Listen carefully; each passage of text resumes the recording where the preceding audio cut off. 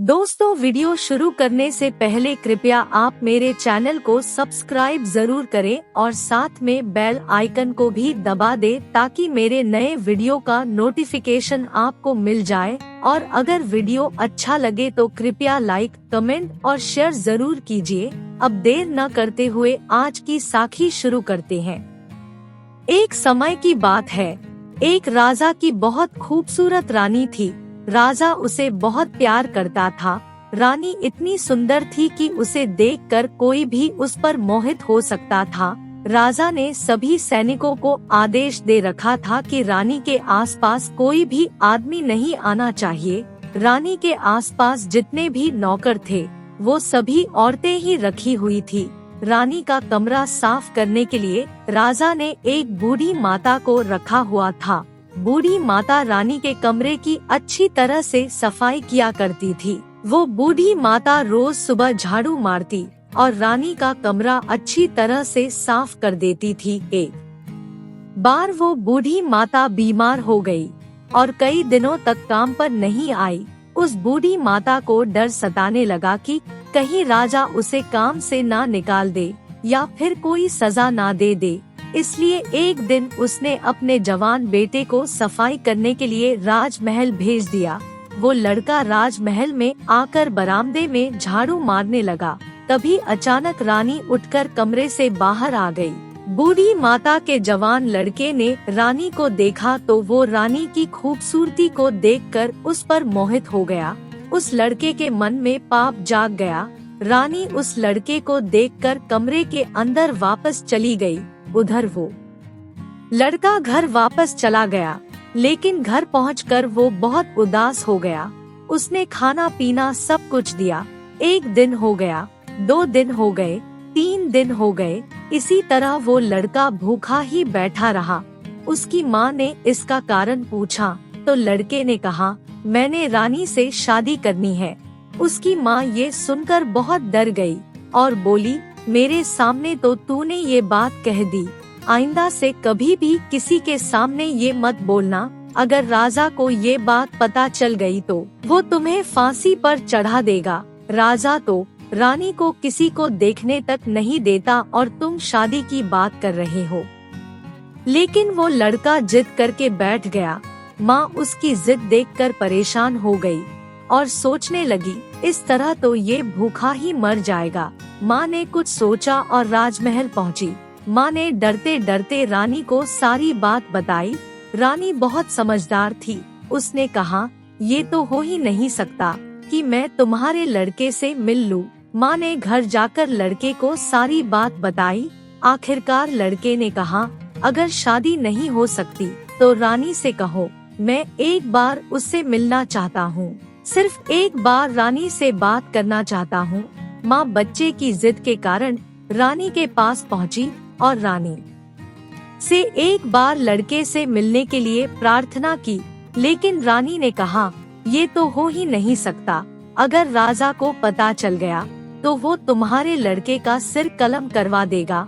जब माँ ने बहुत ज्यादा जिद की तो रानी ने कहा, मेरे पास एक युक्ति है। अगर तुम्हारा लड़का वो युक्ति इस्तेमाल कर ले तो राजा खुद मुझे तुम्हारे लड़के से मिलने के लिए भेजेगा। रानी ने कहा, अपने लड़के को कहना भगवा वेश धारण कर ले, साधुओं जैसा वेश बना ले। तुम उसे बेसन की पिन्नियाँ बना कर दे देना और उसे कहना वो पिन्नियों को एक मटके में रख ले और उसे नगर में जाकर चौक पर जमीन खोदकर उसके अंदर मटका दबाकर उसके ऊपर बैठ जाए और आंखें बंद करके राम राम जपना शुरू कर दे। चाहे कोई भी आए, कोई भी जाए, माथा टेके या कुछ भी सामान रखे, उसने अपनी आंखें नहीं खोलनी जब सारे लोग चले जाएं। रात के समय में जब कोई आसपास ना हो तो मटके के अंदर से 2-3 पिन्नियाँ निकाल कर खा ले।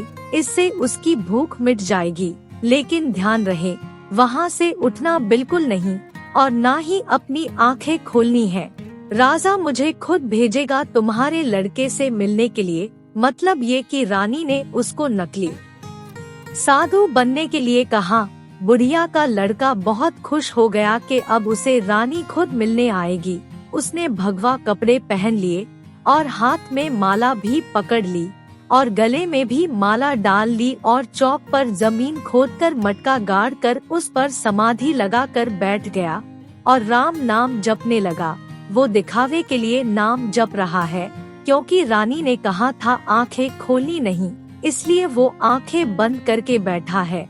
नगर के लोगों ने देखा एक साधु बैठा हुआ है जो राम नाम के अलावा कुछ बोलता नहीं है और आंखें भी नहीं खोलता है और ना ही कुछ खाता पीता है। धीरे धीरे लोग उसके पास आने लगे और अपने साथ दान दक्षिणा भी लाने लगे, लेकिन उसने ना तो कभी अपनी आंखें खोली और ना ही उनकी लाई हुई चीजों पर कभी ध्यान दिया। कौन क्या ले गया, क्या छोड़ गया, उसने कभी नहीं देखा। वो सारा समय सिर्फ राम नाम का जाप ही करता रहता था। लोगों ने जब ये सब देखा कि ये महात्मा तो कुछ खाता पीता भी नहीं है, तो उन्होंने श्रद्धा से उसके आगे माथा टेकना शुरू कर दिया, लेकिन उसने कभी भी अपनी आंखें नहीं खोली। अगर वो अपनी आंखें खोल देता तो उसके पाखंड की पोल खुल जाती। उसने तो ये दिखाना था कि उस जैसा कोई महात्मा नहीं है। उसके बारे में पूरे नगर में चर्चा होने लगी कि चौक पर एक ऐसा महात्मा बैठा है जो ना ही कुछ खाता है और ना ही कुछ पीता है और ना ही आंखें खोलता है, वो सिर्फ राम नाम ही जपता रहता है। ये खबर फैलते फैलते राजा तक भी जा पहुंची कि नगर में एक महान महात्मा आए हुए हैं। राजा सोना हीरे चांदी के जवाहरात उपहार के तौर पर लेकर उस महात्मा से नंगे पैर मिलने आया। राजा ने सभी उपहार महात्मा के आगे रखे और कहा, महात्मा जी इसको स्वीकार करो। राजा बार बार उसको कह रहा था, लेकिन वो सुन नहीं रहा, क्योंकि वो तो रानी से मिलने के लिए यहाँ बैठा था, इसलिए वो राम नाम ही जप रहा था। राजा महात्मा की भक्ति देखकर बहुत प्रसन्न हुआ। उसने सोचा, हमारे नगर में इतना बड़ा महात्मा आया हुआ है। राजा राजमहल में पहुँचा और उसने रानी को बुलाकर कहा, नगर में बहुत बड़े महात्मा आए हैं जिनको किसी चीज का लालच नहीं है और वो ना ही कुछ खाते पीते हैं और ना ही किसी का कोई उपहार स्वीकार करते हैं। वो हर समय सिर्फ राम नाम ही जपते रहते हैं। तुम जाकर उनके दर्शन करके आओ। रानी राजा की बात सुनकर मन ही मन मुस्कुरा रही थी, क्योंकि ये सारा खेल उसी का तो रचाया हुआ था। रानी अपनी दासियों को साथ लेकर महात्मा से मिलने पहुंची। अपनी दासियों को उसने दूर खड़ा किया और खुद प्रसाद का थाल लेकर महात्मा के सामने पहुंची और उसको कहा, आंखें खोल, देख मैं आ गई हूँ जिसके लिए तूने ये सारा पाखंड रचा है। अब जल्दी से आंखें खोल कर देख ले मुझे, और जो बात करनी है जल्दी से कर लो। अब ये पाखंडी साधु जो मन में वासना लेकर महात्मा बनने का ढोंग कर रहा था, वो आंखें खोलने को तैयार नहीं। रानी ने 2-3 बार कहा, लेकिन उसने आंखें नहीं खोली। रानी को ये देखकर गुस्सा आ गया। रानी ने कहा, तू आंखें खोलता है या नहीं, बात करता है या नहीं, या फिर मैं तुम्हारे पाखंड के बारे में सबको बताऊं और तेरी पूरी असलियत नगर वालों के सामने खोलूं। वाहेगुरु जी, यहाँ पर चमत्कार हुआ।